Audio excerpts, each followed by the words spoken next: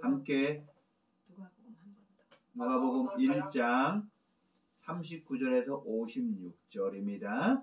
자, 함께 교독하겠습니다. 제가 먼저 39절 봉독합니다. 이때에 마리아가 일어나 빨리 산골로 가서 유대 한 동네에 이르러 사가랴 집에 들어가 엘리사벳에게 문안하니 엘리사벳이 마리아가 문안함을 들으매 아이가 복중에서 뛰노는지라 엘리사벳이 성령의 충만함을 받아 큰 소리로 불어 이르되 여자 중에 내가 복이 있으며 내 태중의 아이도 복이 있도다. 내 주의 어머니가 내게 나아오니 이 어찌된 일인가. 보라 내가 문안하는 소리가 내 귀에 들릴 때 아이가 내 중에서 기쁨으로 뛰놀았도다. 주께서 하신 말씀이 반드시 이루어지리라고 믿은 그 여자에게 복이 있도다. 마리아가 이르되 내 영혼이 주를 찬양하며 내 마음이 하나님 내 구주를 기뻐하였음은 그의 여중에 비천함을 돌보셨습니다. 보라 이제 후로는 만세에 나를 거르리로다. 능하신 이가 큰 일을 내게 행하셨으니 그 이름이 거룩하시며 긍휼하심이 두려워하는 자에게 대대로 이르는도다. 그의 팔로 힘을 보이사 마음의 생각이 교만한 자를 흩으시고 권세 있는 자를 그 위에서 내리치셨으며 비천한 자를 높이셨고 줄이는 자를 좋은 것으로 배불리셨으니 부자는 빈손으로 보내셨도다. 그중 이스라엘 도우사 긍휼히 여기시고 기억하시되 우리 조상에게 말씀하신 것과 같이 아브라함과 그 자손에게 영원히 하시리로다 하니라. 마리아가 석 달쯤 함께 있다가 집으로 돌아가니라. 아멘. 오늘 본문 말씀을 가지고 함께 은혜를 나누고자 하는 설교 제목은 곤경 중에도 하나님을 기뻐함이라고 이렇게 했습니다. 말씀에 집중하기 위해서 잠시 화면을 공유를 중지하겠습니다. 그렇습니다. 곤경 중에도 하나님으로 인하여 기뻐하라고 말씀을 하십니다. 오늘은 대광절, 대림절이라고도 하는 네 번째 마지막 주일입니다. 대림절은 예수님의 탄생을 기다리는 절기인데 오늘을 마지막 주일이고 다음 이번 주 토요일에 성탄절입니다. 예수님이 탄생하신 날을 기념하는 날이죠. 그리스도의 재림을 기다리며 다시 오실 예수님을 맞을 준비를 하는 절기의 마지막 주일입니다. 예수라는 이름은 히브리어로 하나님은 구원하시다는 뜻입니다. 그리스도는 또 기름 부음을 받은 자, 즉 구세주라는 말입니다. 그래서 예수 그리스도는 하나님의 아들이라는 그런 기름 부음을 받은 하나님은 구원이시라는 뜻을 가지고 이 땅에 태어나신 것이죠. 여러분, 예수 그리스도는 이렇게 하나님께서 구세주라는 이름으로 이 땅에 오시게 한 것입니다. 그의 이름까지도 하나님께서는 지어주시고 이 땅에 태어나게 된 것입니다. 오직 하나님께서 성령으로 잉태케 하셔 그 아들을 이 땅에 구세주로 보내준 것입니다. 그러므로 그리스도 예수는 우리에게 진실로 복된 구세주이십니다. 베드로 사도는 이렇게 말했습니다. 다른 이름으로서는 구원을 받을 수 없나니 천하 인간의 구원을 얻을 만한 다른 이름을 우리에게 주신 일이 없다라고 베드로는 그렇게 고백했습니다. 지금도 구세주를 사칭하는 자들이 얼마나 많이 있습니까? 이단, 다른 타 종교라고 하는 그것들은 얼마나 우리의 허다한 영혼들을 지옥에 빠뜨리게 합니까? 여러분, 세상에 많은 종교와 신앙의 대상이 있지만 우리에게 영생의 복을 주는 것은 예수 그리스도밖에 없습니다. 예수님은 이렇게 말씀했습니다. 예수께서 가라사대 내가 곧 길이요 진리요 생명이니 나로 말미암지 않고는 아버지께로 올 자가 없다고 했습니다. 그렇습니다. 하나님께서 우주 만물을 창조하시고 인간을 창조하신 그 창조주 하나님께 갈 것은 오직 예수 그리스도만이라고 했습니다. 그렇습니다. 그런데 오늘 본문에 보니까 나오는 그 마리아는 그렇게 고백을 합니다. 나는 사내를 알지 못하는데 어찌 이런 일이 있을 수 있습니까? 라고 물어봤습니다. 사내를 알지 못하는 것은 무엇입니까? 그는 약혼자가 있었습니다. 요셉과 약혼한 자입니다. 그런데 약혼자와 동침한 사실이 없는데 잉태한다, 임신한다는 말 아닙니까? 어쩐 일이 일어날 수가 있습니까? 라고 놀랄 수밖에 없는 것입니다. 가브리엘 천사는 마리아에게 성령이 임하셔서 그녀를 덮을 것이라고 말했습니다. 그리고 지극히 높으시니 능력이 너를 덮으시리라. 이것은 무엇입니까? 천지 창조 때에 하나님의 신이 수면에 운행했다고 그랬습니다. 그와 같은 그런 현상을 말하는 것입니다. 마리아는 놀랄 수밖에 없습니다.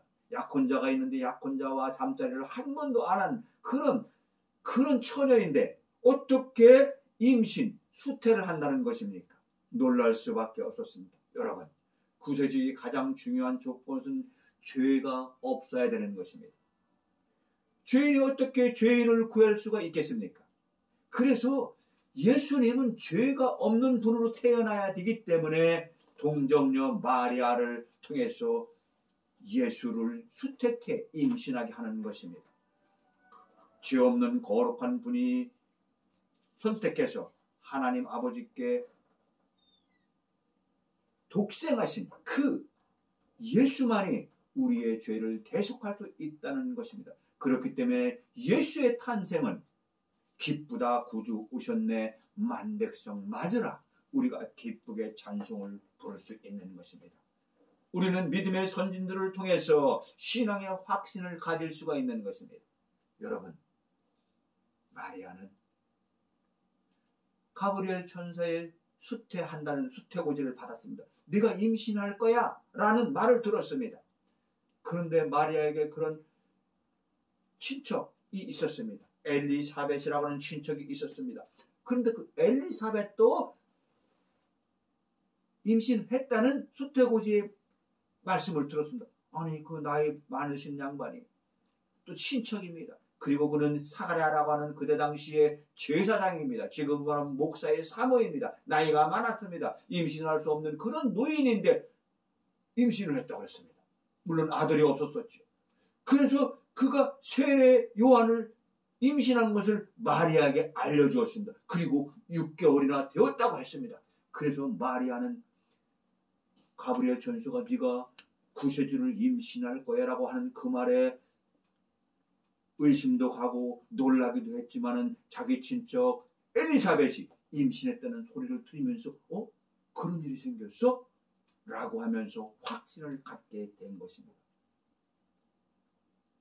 그래서 그는 엘리사벳을 찾아가게 되는 것입니다. 여러분, 우리는 우리보다 먼저 신앙생활을 한 사람이 어떻게 살아가는 것을 보았을 적에 그가 변화가 되고 성령이 충만함에 되고 하나님의 신이 함께하는 것을 우리가 본다면 신뢰하게 되는 것입니다. 바로 마리아는 자기 친척인 엘리사벳이 목사의 사모가 그렇게 나이가 많은 그분이 6개월 전에 임신했다는 것을 천사를 통해서 들었을 적에 하나님의 말씀을 들었을 적에 그러면 나도 구세주를 잉태할 수 있겠구나 하는 확신을 갖게 되는 것입니다. 그렇습니다. 우리는 성경을 통해서 가나안을 입성할 때에 제사장들이 먼저 법궤를 메고 요단강에 발을 디딜 때에 요단강이 갈라졌습니다. 성경 속에 아브라함과 요셉과 다윗과 욥과 같은 그 선진들을 보니까 우리는 어떻게 축복받고 어떻게 하나님의 말씀에 순종하며 살아가는지를 보게 되는 것입니다. 그렇다면 오늘 마리아가 순종하면서 수태한 고지를 믿게 된 영적인 교훈이 무엇인가를 같이 살펴보겠습니다. 첫 번째로 성도는 마리아처럼 순종하는 자세를 우리는 본받아야 된다는 것입니다.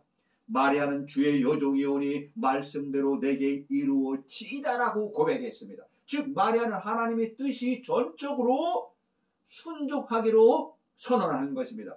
마리아의 순종의 고백은 겸손한 순종입니다. 신속하게 순종했습니다. 그리고 장차 닥쳐올 고난과 그 핍박에 순종했다는 고백이기도 합니다. 마리아가 왜 두려움이 없겠습니까?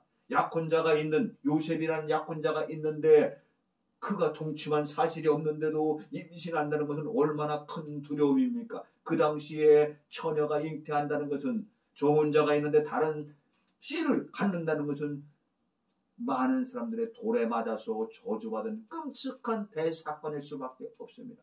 이런 수모와 모든 오해를 감당하는 희생을 각오한 그런 마리아의 믿음이 있었기에 그는 축복받는 여인이 된 것입니다. 그렇습니다. 우리가 어떤 하나님의 그 섭리 안에서 축복을 누린다는 것은 포기해야 될 것을 포기하는 그런 각오와 결단이 필요하다는 것입니다. 가브리엘 천사로부터 수태고지를 받은 마리아는 즉시 세례요한의 잉태인 엘리사벳을 찾아갔습니다. 그리고 엘리사벳을 찾아갔더니 엘리사벳이 반갑게 맞아줍니다. 엘리사벳이 마리아가 무난함을 들으며 아이가 복중에서 뛰어논다고 그랬습니다. 우리는 남성들은 아이를 임신할 수가 없기 때문에 그런 것을 못 느끼겠지만 여성들은 아이를 임신하고 아이를 생산해본 그 어머니들은 알 수 있어가 있습니다. 엘리사벳이 복중에서 6개월 된 태아가 막 뛰는 것을 보았습니다. 그리고 성령의 충만함을 받게 됩니다. 주님이 지금 막 잉태하고 수태를 하게 되는 그 마리아가 오신다는 것은 하나님 독생하신 그분을 잉태하는 것이기 때문에 성령의 충만함을 알게 되는 것입니다. 내 주의 어머니가 내게 나오니 이 어찌된 일인가라고 엘리사벳은 고백을 합니다. 그렇습니다. 나의 주라고 고백을 하는 겁니다. 나의 주의 어머니가 어떻게 나한테 옵니까? 라고 합니다. 오히려 친척의 나이가 많은 목사의 사모이고 엘리사벳 제사장의 사모입니다. 그런데 오히려 마리아에게 그렇게 나의 주 어머니가 어찌하여 나에게 나옵니까? 라는 겸손한 표현을 한 것입니다. 그렇습니다. 여기에는 마리아의 찬가를 우리가 의미하는 것입니다. 마리아의 찬간에 하나님이 나에게 구세주를 잉태하게 하시더니 감사합니다. 엘리사벳의 반갑게 맞아주며 그렇게 겸손하게 나를 축하해주는 그 말 속에서 마리아는 확신을 갖게 되는 것입니다. 나의 주 어머니가 어찌하여 나에게 나오냐는 그 겸손한 말 속에는 그를 축복하고 오히려 나이 많은 그 엘리사벳이 존경한다는 표현을 했습니다. 그러면서 마리아는 확신을 갖게 됩니다. 내가 진짜 구세주를 잉태한 것이 맞네. 저분이 나에게 그렇게 표현하는 걸 보니 그러면서 마리아는 하나님을 찬양하는 겁니다. 내가 비천한 자이지만 어떻게 하나님의 독생하신 구세주를 잉태한 것에 대해서 하나님한테 영광을 올려드리는 것입니다. 여기에는 개인적인 기쁨의 찬양도 있지만 이스라엘 백성들에 대한 구원의 소망이 담겨져 있는 것입니다. 그러므로 마리아의 찬가는 우리에게 지금 현 시대를 살아가는 우리에게 영적인 교훈이 있는 것입니다. 하나님의 사랑과 은혜를 체험한 자들은 필연적으로 하나님을 찬양하고 기쁨과 감사가 우러난다는 것을 교훈해주고 있는 것입니다. 그렇습니다. 엘리사벳은 잉태한 그리스도의 자기 세례 요한은 6개월 된 그 태아는 내 뱃속에 있는 세례를 주었기 때문에 세례 요한이라고 했지 않습니까? 그 요한은 지금 오는 저 아이의 그리스도의 종이라는 것을 표현을 했습니다. 아니, 그럴 수가 있겠습니까? 두 번째로 자녀를 잉태한 어머니는 더욱 주님을 가까이 해야 한다는 것입니다. 내가 임신을 했습니다. 여성이 그렇다면 하나님과 더 가까운 교제를 나누는 것이 맞다는 것입니다. 44절에 그렇게 기록하고 44절 다 같이 한번 읽어볼까요? 44절 성경이 있으면 찾아서 44절을 같이 읽어보겠습니다. 시작. 보라, 내 문안하는 소리가 내 귀에 들릴 때에 아이가 내 복중에서 기쁨으로 뛰놀았도다. 그렇습니다. 아기가 뛰어놀았다는 것을 고백하는 것입니다. 그렇습니다. 아기가 그 복중에서 뛰어노는 것을 고백하고 있는 것입니다. 그 요한이 6개월밖에 안 된 아이가 예수님이 저기서 오시는 걸 보고 기뻐가지고 주님을 찬양하고 있는 것입니다. 여러분, 태아 말도 못하고 엄마의 뱃속에 있으면 아무것도 모르는 것 같지만 벌써 이렇게 알아본다는 것입니다. 시편 기자는 이런 고백을 했습니다. 내가 알 때부터 주께 맡긴 바 되었고 모태에서 나올 때부터 나의 하나님이 되셨나이다라고 고백했습니다. 그렇습니다. 내가 태아에 있을 때부터 하나님을 알고 있습니다라고 고백하는 것입니다. 여러분, 태아는 누구의 영향을 가장 많이 받겠습니까? 바로 그 산모, 엄마의 영향을 많이 받는 것입니다. 모친에게 유전적 결함이 있으면 태아는 정상적인 아이로 태어나기가 힘듭니다. 그래서 우리나라의 어머니들은 예전부터 태교를 많이 합니다. 아기가 태어나기 전에 태아에 있을 때의 좋은 음악과 좋은 독서와 이런 것들을 하죠. 그러나 그 어떤 것보다도 제일 좋은 태교는 바로 성령의 충만함입니다. 그렇다면 어떻게 해야 성령의 충만함으로 은혜가 임하도록 할 수가 있을까요? 그것은 바로 여기 엘리사벳처럼 성령의 충만한 상태로 되어야 한다는 것을 의미합니다. 임신 중에 있는 엘리사벳의 주를 경배했습니다. 주님이 오시는 걸 보고 경배했습니다. 그 결과 세례 요한도 그리스도의 종이라고 나중에 세례를 주며 예수님에게 그렇게 고백하는 것을 볼 수가 있는 것입니다. 세 번째로 말씀의 성취를 경험한 성도는 이웃 사람들에게 확신을 주게 된다는 것입니다. 45절에 엘리사벳이 말에게 확신과 용기를 주었습니다. 그렇습니다. 주께서 하신 말씀이 반드시 이루어지리라고 믿은 그 여자에게 복이 있다고 했습니다. 그렇습니다. 주께서 그렇게 하실 것이라고 믿었습니다. 믿었기 때문에 그는 확신을 갖게 된 것입니다. 그렇습니다. 엘리사벳의 남편은 사가랴였습니다. 그러나 사가랴는 믿지를 않았습니다. 내가 나이가 많고 내 아내가 나이가 많은데 무슨 말이 그렇게 될 수가 있나? 그렇게 하고. 그리고 이름을 요한이라고 지르니까 약간 부정적인 생각을 했습니다. 그래서 그는 요한이 태어나가지고 이름을 지을 때까지 기록으로 요한이라고 쓸 때까지 벙어리로 살아야 했습니다. 임신하고 나서 태어나가지고 이름을 쓸 때까지 벙어리로 있어요. 말을 못합니다. 아니 분명히 그 아내가 임신을 했다는데 말을 못하네. 대단하네. 주변 사람들은 그렇게 놀랐습니다.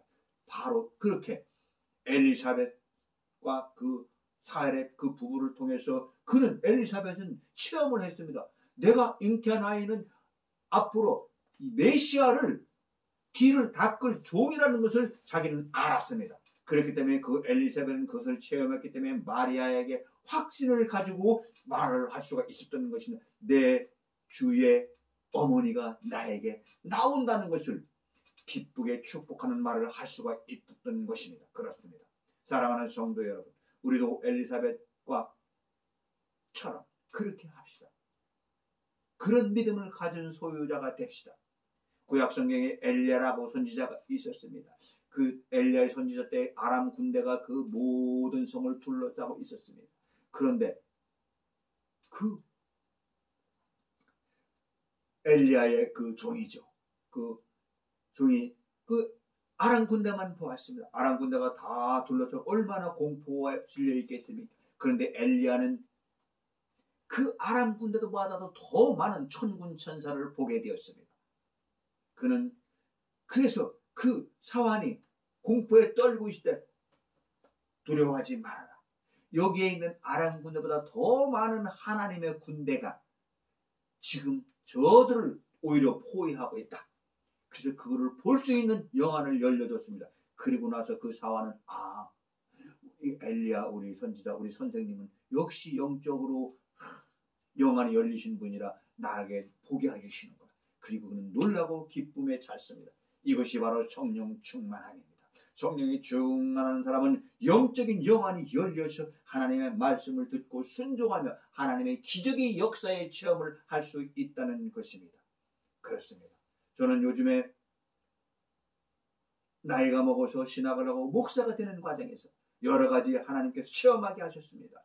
북방 형제들을 통해서 러시아에 가서 말씀을 전하게 하시고 또 교회를 개척할 수 있도록 여건을 만들어 주시는 체험을 하고 있습니다. 이번 25일 성탄절 날에는 주영광 비전교회를 개학하러 갑니다. 앞으로 새로 탄생할, 새로 지어질 그 교회는 주영광 비전교회입니다. 하나님의 역사하심에 하나님의 체험 속에서 개척하게 되는 그 교회를 통해서 우리가 함께 은혜를 나누며 기도하며 찬송하는 그런 거룩한 장소가 되기를 예수 그리스도의 이름으로 바라며 함께 기도합시다. 네 번째로 구주를 소유하면 두려움 대신 기쁨을 누리게 된다고 했습니다. 마리아의 찬가는 아주 힘차고 기쁜 찬양이었습니다. 내 영혼아 주를 찬양하며 내 마음이 하나님 내 구주를 기뻐한다고 그렇게 주를 찬양했습니다.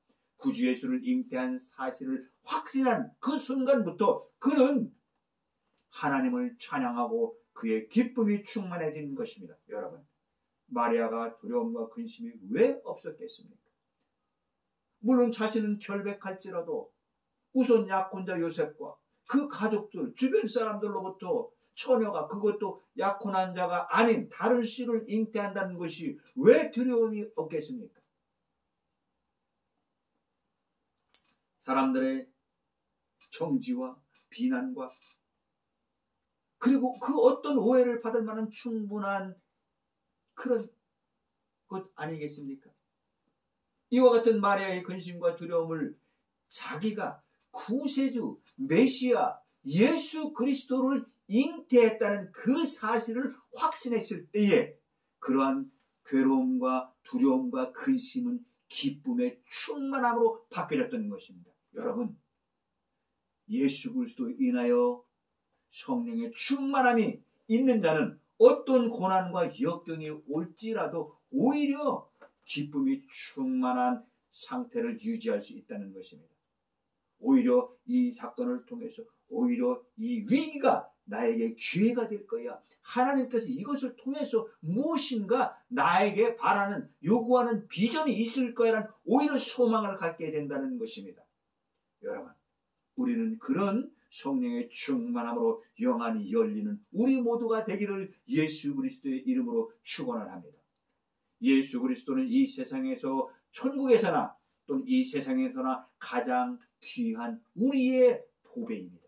그리스도를 통해서 진리를 알고 영생과 사주를 얻게 되고 그리스도를 통해서 죄와 사망의 권세를 이기는 그런 능력을 우리는 소유하게 되는 것입니다. 여러분, 우리는 하늘과 땅과 모든 권세를 가진 그 예수님의 나는 모시고 나는 소유하고 산다는 것입니다. 내 안에 예수가 있으면 나는 예수님과 같은 그런 부유한 자가 된다는 것을 의미합니다. 마지막으로 다섯 번째, 하나님의 섭리는 세상에 어떤 공의와 어떤 그것보다도 하나님의 사랑의 팔로 우리를 인도해 주신다는 것입니다. 마리아는 하나님의 섭리를 하나님의 팔로 표현을 했습니다. 어떤 어렵고 힘든 역경이 올지라도 성령의 충만함, 예수 그리스도를 내 안에 모시고 있다면 우리는 세상의 공의와 하나님의 크신 사랑을 소유한 자가 되는 것입니다. 어떤 고난과 역경이 다가올지라도 힘든 시기가 있을지라도 예수 그리스도를 기다리는 우리, 예수님과 함께 내 안에 구주를 모시고 사는 우리는 기쁨이 충만함으로 이 땅을 살아가는 우리 모두가 되기를 축원합니다. 기도하겠습니다. 사랑의 하나님 감사합니다. 곤경 중에도